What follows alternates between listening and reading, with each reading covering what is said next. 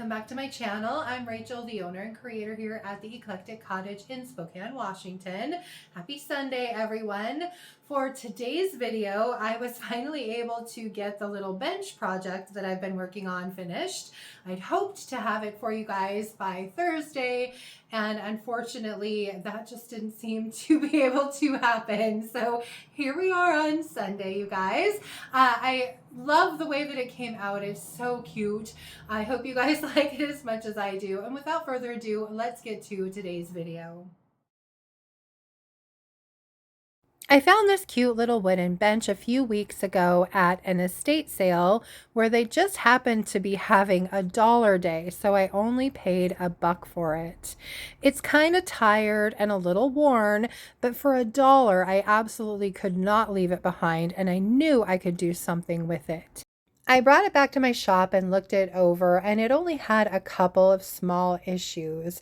The bottom is just a little bit soft and flimsy just due to age and wear. I'm going to leave it alone though, just because it would be so much work to try and replace it. So I'm just going to clean it up really well. And then a couple of the legs were a touch loose, and I just tightened up a bolt and they're good to go.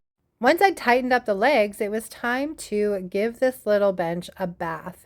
It was pretty dusty and grimy, and so I'm starting with Crud Cutter to get rid of the dust and grime, and then I'm going to rinse it with some clean water just to remove any Crud Cutter residue that might have been left behind.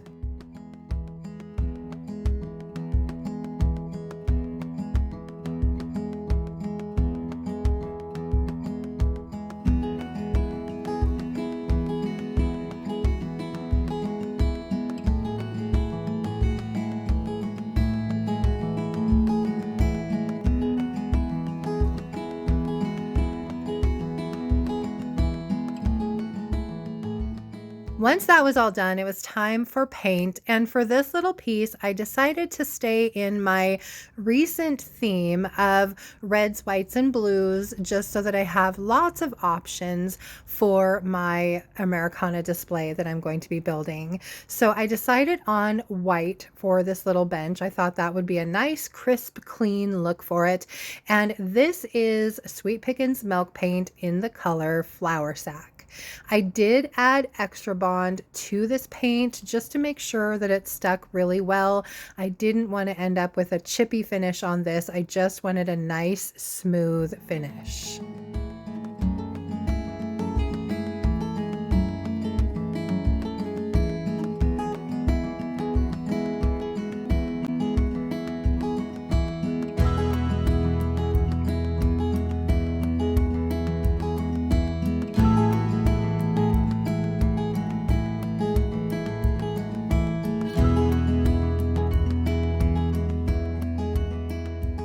Now you can see here what a big difference that second coat of paint makes. The first coat always looks a little bit scary because you can still see the wood kind of poking through, but the second coat really helps to cover all of that up. And for this piece, I did go over it with 4 coats of the paint. These first 2, I had mixed my paint just a little bit on the watery side, so they didn't give as good a coverage as I should have gotten. So the 3rd coat really helped to cover it up. And the 4th coat was basically just to give an added protective layer because I knew I was going to be using my palm sander to smooth everything out.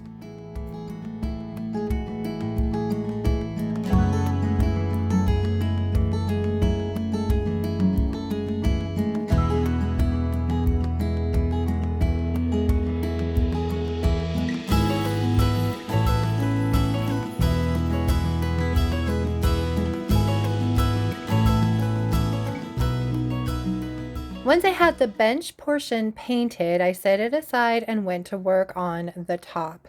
The first thing I needed to do was to get rid of the old vinyl fabric that was on it by removing all of the staples. Luckily, they came up really easily and I didn't have to work at it too hard, which was kind of nice.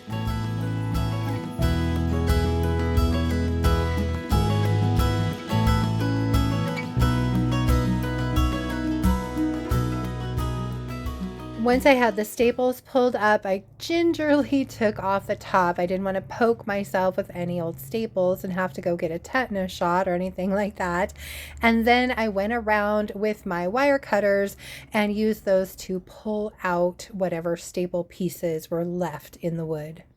Then it was time to cut out a piece of fabric to go over the top of my bench, and I had already chosen this beautiful blue and white fabric that I thought would be perfect for my Americana display.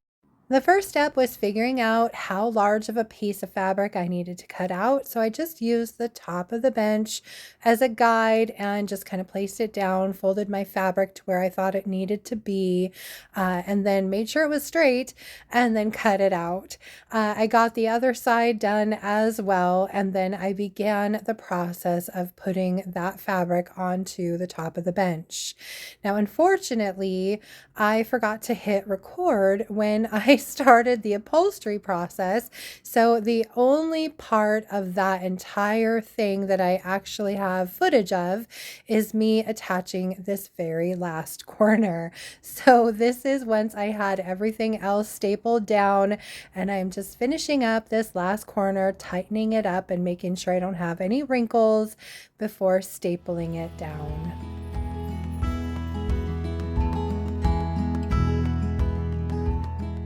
Once I finished stapling the fabric down, I went around and straightened out the edges, cut off any little strings that were left, cut off these corner tags and stapled them down, and then the top was finished. Then it was back to finishing up the little bench. I'm starting by sanding everything nice and smooth. I'm using my palm sander with some 220 grit sandpaper. I've got my sander on its lowest setting so that it doesn't gouge too much paint away at a time. And at first, I'm just trying to smooth everything out.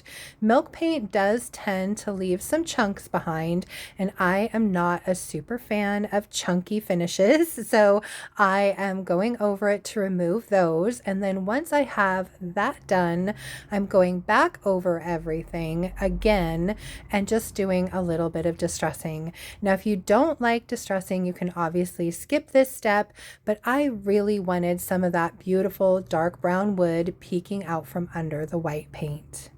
Once that was done, I brought my little bench back inside and cleaned it up with a damp shop towel just to remove any sanding dust.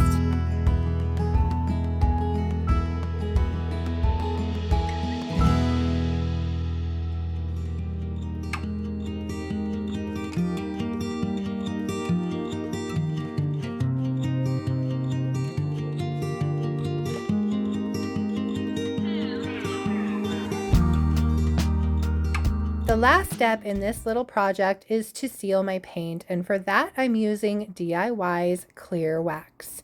I am applying it with my soft bristle brush in a nice even layer.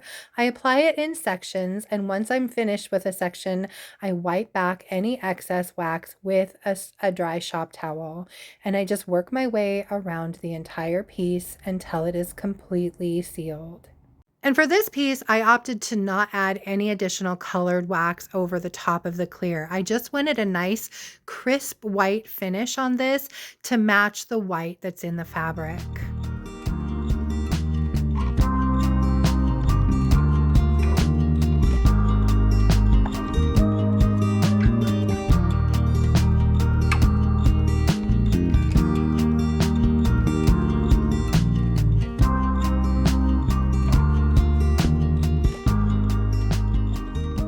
Once I'm finished waxing my little bench, all that will be left to do is add the upholstered top back to it.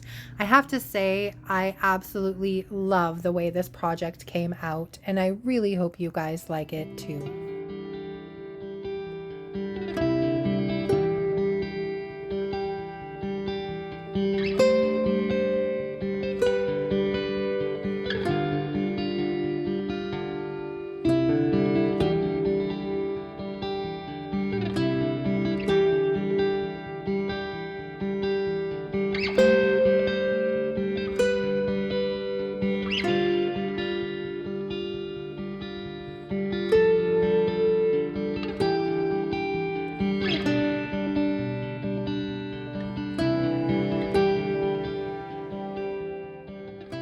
Well, that is it from here for today, you guys. What did you think of my cute little bench project? I love the way that it came together. To me, it looks so cottagey, like it could be in a little garden cottage or a little seaside cottage somewhere. I just think it's really cute. I love the fabric, and I can't believe that that's the same little worn out bench that I found in a dusty corner of a garage for $1. So I'm really happy with how it came together. Hope you guys liked it as much as I do. And anyway, if you did like today's video, please remember to give it a thumbs up. I so appreciate that. And if you haven't already, I would love it if you would subscribe to my channel. Hit the little notification bell so you don't miss anything. And then don't forget to drop a comment below and let me know what you thought of my project for today. Just a quick reminder, I do carry a full range of DIY paint products here in my shop and online as well. And that's www.theeclecticcottagespokane.com. And that includes DIY paint and products, Sweet Pickins milk paint and products, some recycled treasures, decoupage papers, and of course some redesign with Prima products. So you can check those out there. And then let's see, for Thursday's video, I'm really hoping to get a couple more small things done, mainly for my display that I'm going to be putting together. I was hoping to have it ready before Memorial Day weekend, but I can't believe Memorial Day weekend is this coming weekend, you guys. So I don't think that's going to happen, unfortunately, but it will be ready just after, in time for the 4th of July. So there's that. Anyway, I hope you can join me back here on Thursday for that video. Until then, I hope you guys have a fantastic rest of your weekend, whatever's left of that, beginning of the week, and I will see you back here on Thursday, you guys. Thanks so much for being here. Bye.